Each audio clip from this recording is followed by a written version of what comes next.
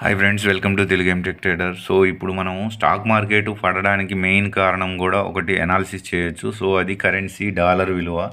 So గత నవంబర్లో మనకి ఈ ఏరియాలో చూసుకున్నట్టయితే ఈ ఏరియా నుండి బ్రేక్అవుట్ ఇచ్చేసి సో ఈ కంటిన్యూస్గా మార్కెట్ వెళ్తుంది. ఆ నవంబర్లో ఒక డాలర్ విలువ 84 రూపాయలు ఈ విధంగా ఉంది. తర్వాత ఇక్కడ నుండి నవంబర్ నుండి తర్వాత డిసెంబరు, జనవరి, ఫిబ్రవరి రూపాయి విలువ పతనం అవుతూ వెళ్తుంది. సో దానివల్ల మన కరెన్సీ వీక్ అయిపోవటం వలన ఎవరైతే ఎఫ్ఐఐస్ ఆ ఫారెన్ నుండి పెట్టుబడులు పెట్టిన వాళ్ళందరూ విత్డ్రా చేసుకోవడం స్టార్ట్ అయ్యారు. వాళ్ళు మన డాలర్ విలువ పడిపోవటం వలన. సో ఫారెన్ పెట్టుబడులు మన దగ్గర రావాలి అంటే రూపాయి విలువ బలపడాలి, కానీ ఇది వీక్ అవుతూ వచ్చింది. అది ఇంకా స్ట్రెంగ్తెన్ అవ్వాలంటే కొన్ని చర్యలు అనేవి చేపట్టాల్సిన అవసరం ఎంతైనా ఉంది. సో ఇప్పుడు ఓవరాల్గా మనం stock market, Nifty, bank Nifty, తర్వాత మిగతావి అన్నీ చూద్దాము. మార్కెట్ అనాలిసిస్ మండే కోసము అనాలిసిస్ చేద్దాము. సో ఇప్పుడు ఇది మంత్లీ క్యాండిల్. సో ఒక క్యాండిల్ మంత్లీది. సో ఇక్కడ క్లియర్గా చూసుకుంటే గత 5 మంత్స్ నుండి కంటిన్యూస్గా రెడ్ క్యాండిలే పడుతుంది. సో ఇక్కడ నిఫ్టీలో చూసుకున్నట్టయితే మనకి ఇది ఎలక్షన్స్ టైంలో క్యాండిల్. ఇది ఎలక్షన్స్ తర్వాత 4 మంత్స్ ర్యాలీ చేసింది. తర్వాత ఇక్కడ 5 మంత్స్ డౌన్ సైడ్ వచ్చింది. సో ఇక్కడ సపోర్టు ఇక్కడ క్లియర్గా చూసుకుంటే 22,527 అనేది ఒక మనకి స్ట్రాంగ్ సపోర్ట్గా ఉండే అవకాశం ఉంది ఈ రెడ్ క్యాండిల్. సో ఈ ఏరియా దాకా కూడా మనకి ఫాల్ ఎక్స్పెక్ట్ చేయొచ్చు. సో ఇక్కడ 9 MA ఈ క్యాండిల్కి డౌన్ సైడే ఉంది కాబట్టి. సో మళ్ళీ వీక్లీ క్యాండిల్ చూద్దాము. సో ఇక్కడ వీక్లీ క్యాండిల్ కూడా చూసుకున్నట్టయితే మనకి ఈ ఏరియాలో రిజెక్ట్ అయింది, తర్వాత ఇది బ్రేక్అవుట్ ఇచ్చి పైకి వెళ్ళింది. సో ఇప్పుడు ఇక్కడ ఇది రిజెక్షన్ జోను. సో ఇది క్లియర్గా 22,534 అనేది రిజెక్షన్ జోను. సో ఆ ఏరియా దాకా కూడా మనకి ఇంకా ఫాల్ అయ్యే ఛాన్స్ ఉంది. సో ఇది వీక్లీ క్యాండిల్.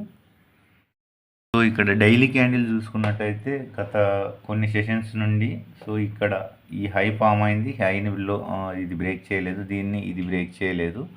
సో ఇక్కడ కూడా లోలో కూడా చూసుకుంటే సో ఇది బ్రేక్ చేసింది, ఇది బ్రేక్ చేసింది, ఇది బ్రేక్ చేసింది. సో ఇక్కడ కూడా ఇంకా కొద్దిగా దీన్ని లైట్గా టచ్ ఇచ్చింది. సో 22,800 లైన్ని టచ్ చేసి పైకి వెళ్ళింది. సో ఇంకా కొద్దిగా ఇది బ్రేక్ చేసే ఛాన్స్ కూడా ఉంది. చూడాలి ఇది ఇక్కడ ఎన్ని రోజులు ఈ ఏరియాలో ఉంటుంది అనేది. సో ఇక్కడ 5 మినిట్స్ క్యాండిల్లో సో 12వ తారీఖు, 13వ తారీఖు, 14వ తారీఖు 3 డేస్ది మనకి ఏ విధంగా నెక్స్ట్ డేకి ఎలా హెల్ప్ అవుతుంది అనేది చూద్దాము. సో ఇది డే హై, ఇది డే లో. సో ఇక్కడ ఈ ఏరియా దగ్గర ఇలా సపోర్ట్ తీసుకొని వెళ్ళింది. మళ్ళీ అదే విధంగా ఇక్కడ సపోర్ట్ని బ్రేక్ చేసింది. మళ్ళీ ఇక్కడ సపోర్ట్ దగ్గరనే కరెక్ట్గా ఇదే లైన్లో మళ్ళీ రెసిస్టెన్స్ తీసుకుని ఇటు వచ్చింది. సో ఇప్పుడు 22,960 అంటే గ్యాప్ అప్ ఓపెన్ అయినా కొద్దిగా సపోర్ట్ తీసుకున్నా మార్కెట్ కొద్దిగా ఇటు సైడ్ ఇక్కడ రెసిస్టెన్స్లు ఉన్నాయి. 23,080, 23,000 దగ్గర మళ్ళీ సెల్లర్స్ యాక్టివేట్ అయ్యి మార్కెట్ని తీసుకొని వచ్చే ఛాన్స్ కూడా ఉంది డౌన్ సైడు. సో ఇదొక పాయింట్. లేదు మార్కెట్ ఫ్లాట్గా ఓపెన్ అయింది అని అంటే మార్కెట్ ఈ విధంగానే ఇటు సైడ్ వచ్చే ఛాన్స్ ఉంది. చూద్దాము మండే ఏ విధంగా. సో దీన్ని ఒక ట్రెండ్ లైన్స్ నేను డ్రా చేస్తే ఎలా ఉందనేది చూద్దాము. సో ఇక్కడ క్లియర్గా మనకు ఒక ట్రెండ్ లైను 12వ తారీఖు ఈ విధంగా అప్ సైడ్ వెళ్ళింది. సో ఇక్కడ సపోర్ట్ తీసుకుంది, ఇక్కడ సపోర్ట్ తీసుకుంది. సో అదే రోజు ఇక్కడ ఇది వీ షేప్ రికవరీ చేసుకుంది, ఇక్కడ కూడా వీ షేప్ రికవరీ చేసుకుంది. సో ఈ ట్రెండ్ లైన్ బ్రేక్ చేసింది, మనకి ఇది ఒక ఆపర్చునిటీ వచ్చేది. సో ఇప్పుడు ఇది ఒక ఛానల్లో మార్కెట్ అయితే ట్రావెల్ అయింది 2 డేస్, 13th, 14th చూసుకుంటే ఈ ఛానల్ని బ్రేక్ చేస్తే మనకి వేరే ట్రెండ్ అనేది కనపడవచ్చు. సో ఇక్కడ ప్రీవియస్ స్వింగ్ హై, ఇది డే హై, ఇది డే లో. సో ఇప్పుడు డే క్లోజింగ్ ఏడు జరిగింది. సో ఇక్కడ నుండి ఇక్కడికి ఫిబొనాచి డ్రా చేస్తే సో ఇక్కడ 50% ఉంది, అంటే 23,000 దగ్గర రెసిస్టెన్స్ ఉంది. ఇక్కడ టచ్ చేసేసుకొని కిందికి కూడా వచ్చే ఛాన్స్ కూడా ఉంది.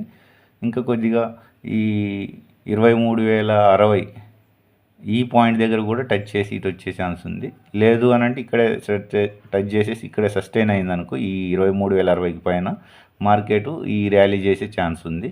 సో ఇప్పుడు ఈ ఏరియా అనేది మనకు ఇక్కడ డిసైడ్ చేసుకుంటుంది. 50% దాకా టచ్ చేసి మళ్ళీ కిందికా, 50% దాకా టచ్ చేసి పైకా అనేది మార్కెట్ డిసైడ్ చేసుకునే ఛాన్స్ ఉంది. సో మార్కెట్ మండే ఏ విధంగా ఓపెనింగ్ అవుతుంది అనేది మనం చూడాలి. సో ఇక్కడ ఈ విధంగా చూసుకుంటే మనకి సో ఇది డే లో ఉంది, ఇక్కడ డే లో ఉంది. ఈ లోని బ్రేక్ చేస్తే ఒక స్ట్రాంగ్ ఫుల్ మంచి బేరీస్ అనేది ఉండొచ్చు. అది రేపు సోమవారం ఉంటుందా, మంగళవారం ఉంటుందా అనేది తెలియదు. చూద్దాము.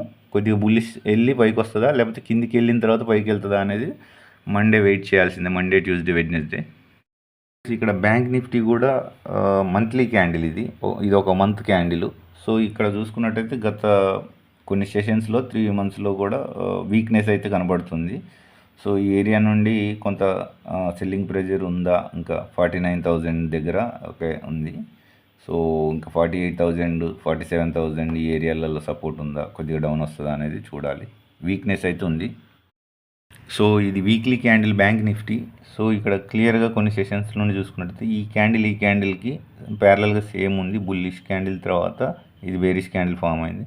సో ఈ రెండింటి క్యాండిల్లోని బ్రేక్ చేసింది అనుకో, కొద్దిగా మనకు stop loss hunting down side అయితే ఉండే ఛాన్స్ ఉంది. సో 48,000 వరకు అయితే ఉండే ఛాన్స్ ఉంది మనకి ఇక్కడ కింద. సో ఇది day candle bank Nifty. So ఇక్కడ క్లియర్గా చూసుకుంటే సో మనకు కింది సైడ్ నుండి అయితే ఇదైతే ఇక్కడ పాజ్ ఏరియాలో ఉంది 49,000 దగ్గర. సో మనకి ఇక్కడ stop loss hunting down side కూడా ఉంది, అప్ సైడ్ కూడా స్టాప్ లాస్ హంటింగ్ అవుతుంది.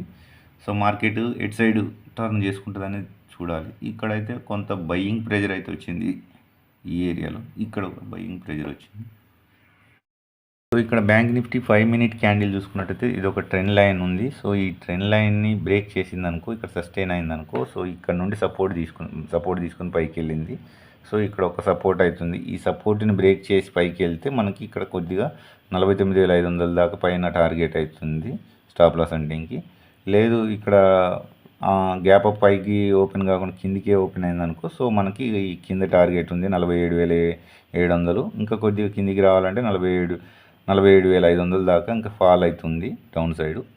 సో చూద్దాము ఏ విధంగా మార్కెట్ రియాక్ట్ అవుతుందో.